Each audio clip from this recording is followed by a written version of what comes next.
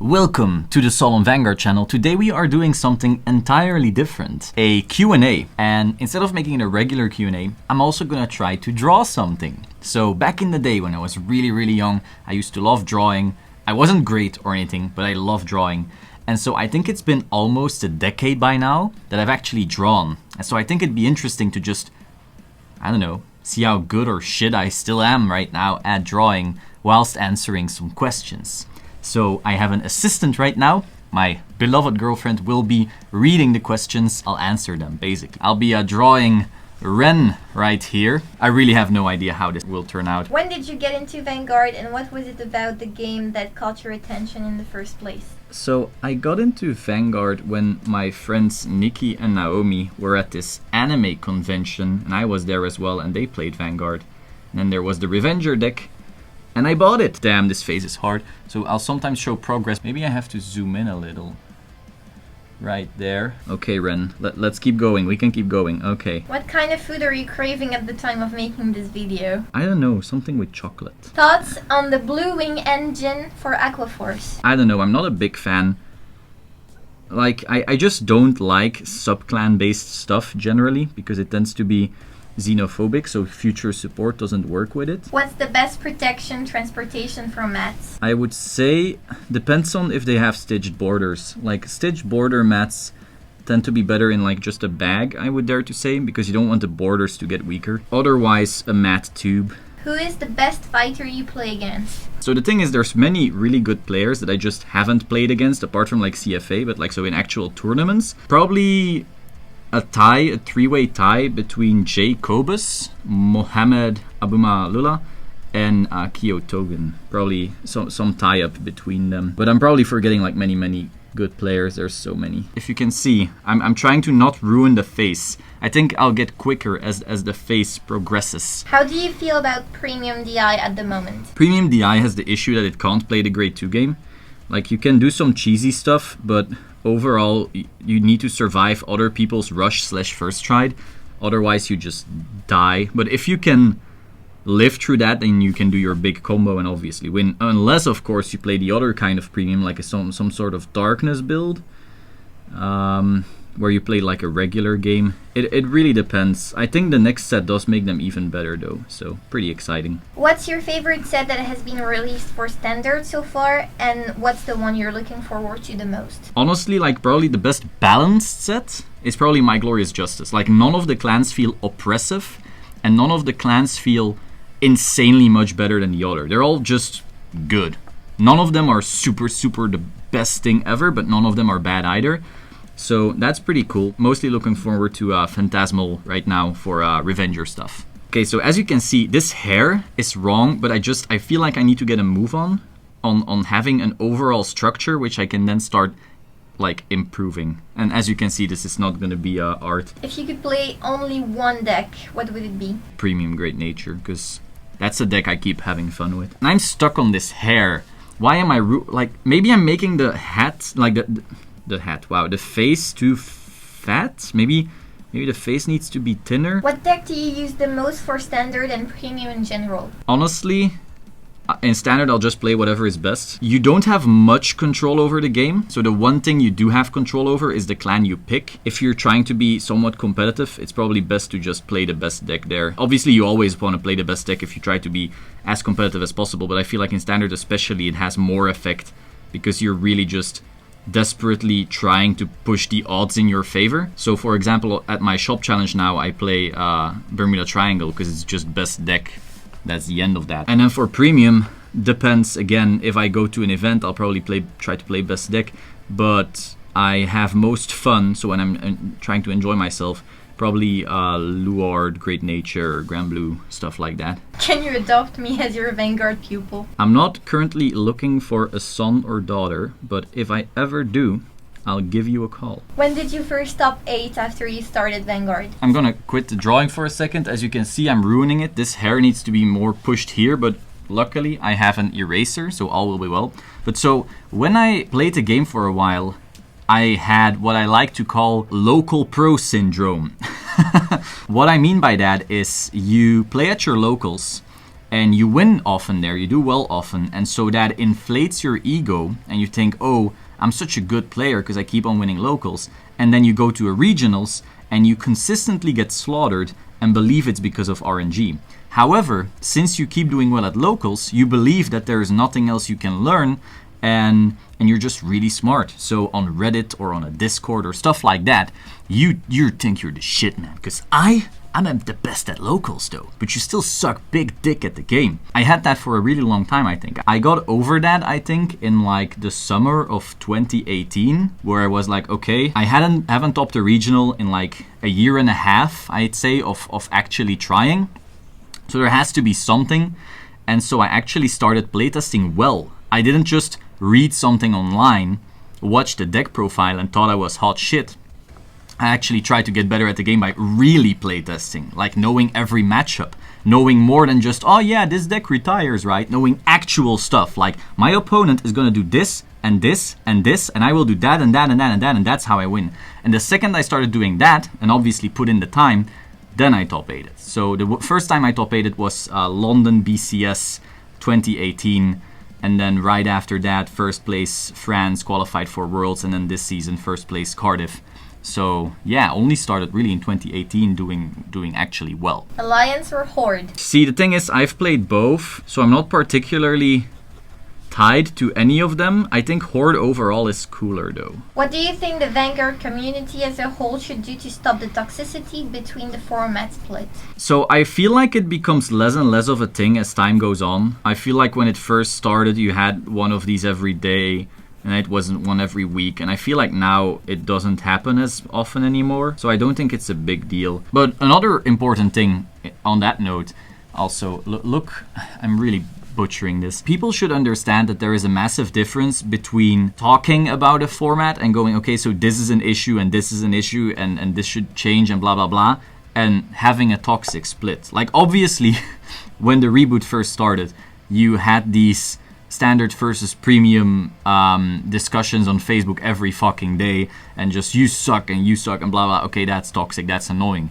But when someone brings up an actual issue and tries to talk about it, that's not a toxic conversation, I would say. We'll see. I feel like over time it's just getting better. It's way harder to actually focus on a question while also starting to draw. So I've started to like work with the outlines rather than with the actual thing, but man, this is hard. I don't even know how I'll ever finish this. I come from a small town with 5 people who actively play Vanguard at our local card shop. What should I do to keep the community thriving? If people stop going, after a while the incentive to buy cards diminishes, and when people stop buying cards, they stop going, and so it's just this vicious cycle. Like once you're out and that overall trading card game addiction starts to go away because you haven't been exposed to it, then people just drop off. And also, as power creeps quite aggressively these days, if you then come back with your very outdated deck and someone else is like the newest thing and just annihilates you, it's like, yeah, why would I even play? And then people just stop. So yeah, I would say just keeping people active and coming every week or whatever you end up choosing, like whenever you have events, is probably the main thing. Just never let someone stop. Wow, that sounds like a cult. Do you play on Cardfight Area? And if so, what is your username? I do play on Cardfight Area, and my username changes all the time because I do not want ideas to go out. So when I first had the name Solemn Van, and then people would like get in chat about it, and I wouldn't be able to actually test without people clicking on watch. So I swiftly learned my lesson, and ever since then I haven't actually used the same name twice in a row. Okay, I'm gonna focus actually on just making this happen first. I feel like I've made the hair too big. Like, do you know Tokyo Hotel? That German band? I feel like I've made that hair instead of the correct hair. God damn it, this is so sad. Do you see how much work was put into that hair?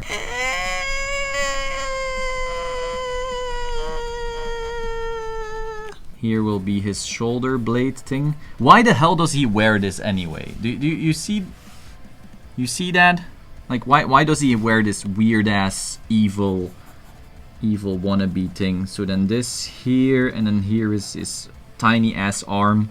Ren needs to go to the gym. Here will be his tiny ass body. Okay, unless Ren has like some thyroid issue that I don't know of, Ren really needs to hit the gym. Imagine this hair on like a big body like Broly.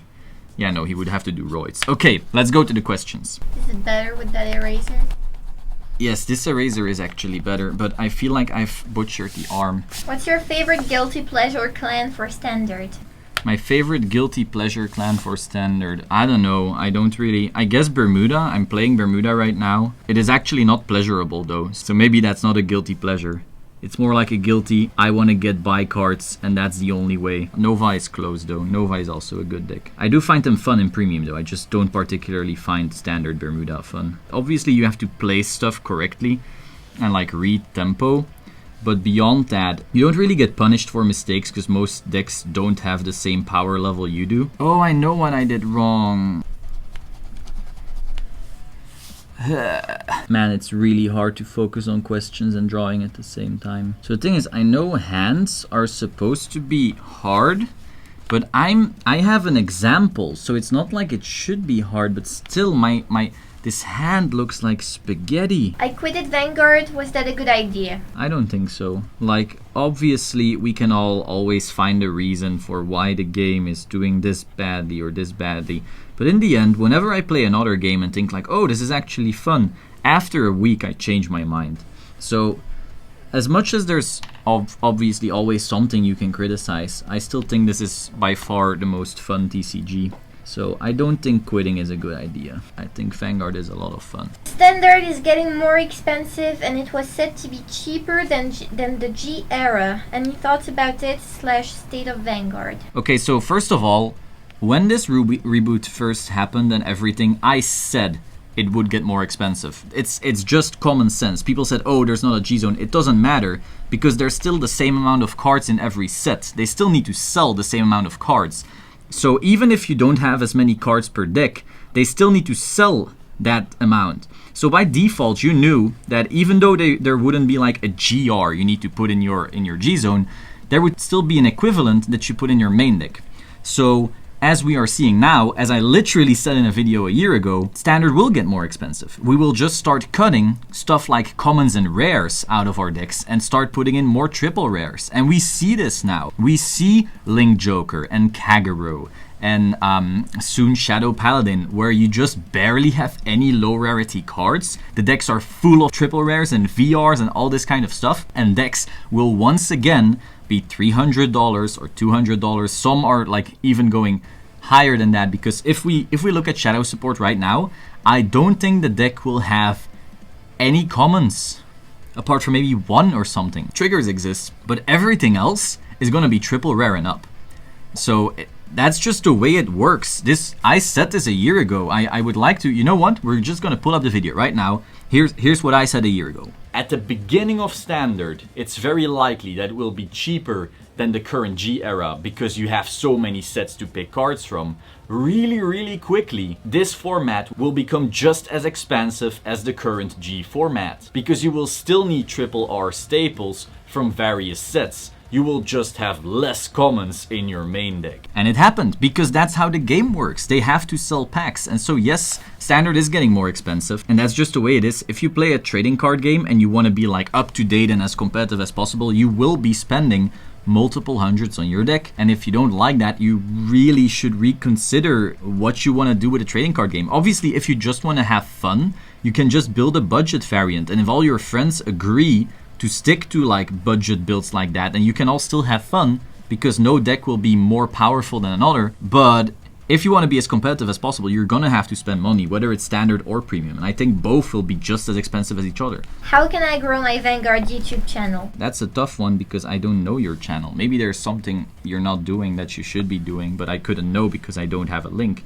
You should give me a link if you want in the comments or something like that. Overall, you just want to make more and more content. I notice many people going, oh, how do I grow my channel? And then they send me a link and they have like 5 videos. And I'm like, That's not how it works. The YouTube algorithm will promote your video if they notice that it gets watch time, and it can't get watch time when you only have 2 videos. What is your favorite Vanguard booster or extra booster? I thought the premium collection was really well done. A lot of clans got really cool stuff. I know some strides are obviously better than others, but overall, just the fact that many cards, like many clans, got many cool new interactions and stuff, and it really like blew open the format. People who don't test enough may go like, oh, this is the obvious best deck, but right now I am practicing like for BCS, trying to figure out what is going to be the solved format and what is going to be the solved deck, and I don't find it. So if you're somehow this epic god that will easily qualify worlds because you solved the format already, hit me up. I want to learn from you, because it's just not solved. I don't know what I will play yet. So obviously it's an interestingly designed set if it's not straightforward like that. I think Premium Collection is probably my favorite set right now. Unless they make a Grand Blue, Great Nature, Aquaforce, Shadow Paladin, Dark Irregular set, I think that'll have to be the one. How do you feel about the game right now? I think it's solid. I feel like VBT05 power creeps Bermuda a little down already, so that's good. Obviously, if you invested into cards, something like Vilas Deleter, I'm sorry, because obviously the power creep will just destroy your decks, but at least Bermuda is being toned down because of how good VBT05 is, so maybe we'll start seeing some level of diversity slowly, ever so slowly. That's something at least. Yeah, as for Premium, as I said, I'm trying to solve the format. I wish it was easier to solve. Yeah, I think the game is fun. Yeah, well, that hand will forever be spaghetti. What's your favorite deck from each format? I'd say Tavas in G, Revenger Abyss in Legion. I know it was broken as hell. Standard, probably Murakumo. It had a few things you could do as far as tempo, like you could read, do I go for a Baku? Will I win this turn? Maybe a Yuki? Do I have to keep this card to Baku again next turn? Or do I try to set up for a double Yuki? Do I try to go for Soul or keep this piece? Like, there were a few things you could at least consider that made the deck not very linear, push phase, herder. So I did like that somewhat. And then for Premium, there's many. I think Luard is a lot of fun, but not for like a full day, because it's quite hard to pilot to its ceiling. To actually not make a single mistake and not drop a game because of that one mistake is really hard, and so it's quite taxing. Great Nature in Premium is also fun, in Grand Blue too. I don't know. I think there's many Premium decks that I really like to play. Probably Luard on number 1, Great Nature on number 1. Yeah, that's a shared spot. Damn, this is starting to look not horrible. Do you think Standard is a bit crazy? No. Not really. Obviously, cards get more powerful because they need to sell sets, and that's just how it is. Like, something went wrong here, by the way. Like, obviously, I'll fix this part. Would you look at that? We fixed this part. It's not even half bad. Put a little autograph right here. This is my my drawing. I feel like I made him a little chubbier than he usually is, and his hand is still garbage. Hands are hard, whatever. Let's answer a few more questions, but I feel like I'm done. Art, okay, a few more questions. The penguins have knees. I don't know. Who is your Vanguard waifu? Is this the day I lose my girlfriend? Obviously my Vanguard waifu is Duckbill, such a hottie. What do you class as the best beginner-friendly clan / deck in Standard and Premium? For Standard, I'd say most, maybe Pale Moon less so, but like anything should be easy enough to pick up and go. Probably Murakumo then. New Hyuga kind of archetype, because it's just Call Dudes and Swing. Like, most of it is pretty Call Dudes and Swing, but Murakumo will be cheap and will be Call Dudes and Swing. So that would probably be a good beginner deck. It's also not the most popular clan, so probably not very pricey. And in Premium, probably Neo Nectar, because it's both cheap and very, very easy to pilot. Do you think Bushiroad is managing in a well-balanced way the power creep in both Premium and Standard format? See, the thing is, right now, they are creeping very aggressively in Standard, but they kinda had to because of how ridiculous Bermuda is. Before Bermuda, it already crept, but not as insanely. Like, for example, before Bermuda, you could keep on playing Neo Nectar and Angel Feather and still do well, and those were like older decks. OTT, you didn't really have to buy many expensive cards from Miyagi, stuff like that, so it crept, but it didn't creep ridiculously fast. And then Bermuda dropped, which was the most ridiculous thing ever. And so now they have to creep insanely fast. So obviously it's too fast because it's faster than G. Let's not kid ourselves. But they had to. So is it the correct move right now? Yes, sadly. Premium wise, before any cards were revealed, I literally said they had to crank up the power of first strides, because if they didn't, the standard power creep would catch up to the power of first strides. So acts right now are almost as powerful or more powerful than many first strides. So they had to creep those. So I think it's fine. The only thing they should now add, in my opinion, is first of all a Sandy for every clan, meaning a G-Guard enabler, preferably a crit. So a crit for every clan that just lets you G-Guard, and then also maybe stronger G-Guards. Those two things would make it so you have like even more back and forth. But overall the creep itself is fine because they had to, because standard creeps. Understand that premium support that they bring has to be more powerful than V support, otherwise why would you even stride anymore? That is my thoughts right there. Are you going to do a Great Nature and Grand Blue playtesting post-premium collection? I mean, obviously I've been playtesting like crazy, but on camera no, because as I said, they just don't do well. If they did really well, I'd gladly post them. The issue is that if only like 2,000 people click on day one, that will make it so the next day, if I upload another video, maybe half of my usual viewers will get the video and the other half won't. And so then less people will see that video and YouTube will see, oh, his content is getting worse. We will not promote it to people. And so the next day I upload another playtest, maybe 1,000 people will click and so forth. And that's how channels die. So you have many YouTube channels right now with thousands of subscribers, but barely any views, because over time people stopped watching because of stuff like video games against people or just not uploading for a while. YouTube then thinks, oh, guess this channel is irrelevant now, and now even if they post really good videos, their subscribers don't get them anymore because YouTube just doesn't allow it. So the algorithm just makes it so I can't upload games. But that's how it is. And I can't get around that. I don't want to kill the channel just for some games. Why have you decided to create markedly different brand names for each business and not gone with a unified approach? Solemn Gaming and Solemn Cards instead of Zero Damage Gaming and Claret Cards. The reason is that you want to make sure that people know that these are not the same companies. So for example, Zero Damage Gaming fulfillment and Claret Cards fulfillment is not the same place. The people working for these companies, doing things for these companies, are not the same people. So let's say something goes wrong with either. I don't know. You know, things happen. Maybe one day cases get delivered way too late, and then suddenly single cards are shipped out late. Something like that. I don't know. Stuff happens. Maybe a meteorite crashes onto me. I don't know. At that point, you don't want to tarnish an entire brand because of something that happened somewhere down the line.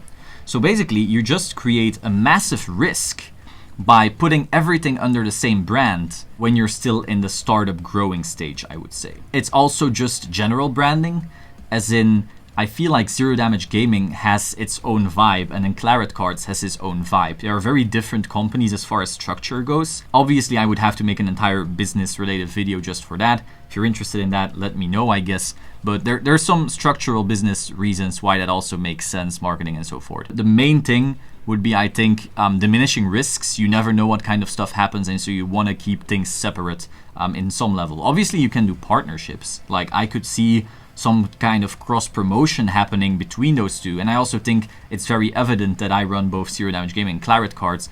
I actually haven't announced Claret Cards on this channel yet, but I feel like this episode is like an hour already, so not many people will see this. So if you see this, yes, I have a store, claretcards.com, which is going to be my own card store. I will be shipping out cards from right here, which is very exciting, starting with My Glorious Justice. I will make a bigger announcement video closer to the release date of the actual booster set, basically. So yeah, Claret Cards, my own single shop, very excited for that, and it has a different name than Solemn. It also has to be very clear that at one point it needs to scale beyond me. So at one point, singles need to be shipped out so fast that a single person can't do that, so you start outsourcing stuff. And at that point, I don't want someone to hit me up on Twitter like, oh, can you give me a tracking number, when I'm no longer the person at that point doing everything.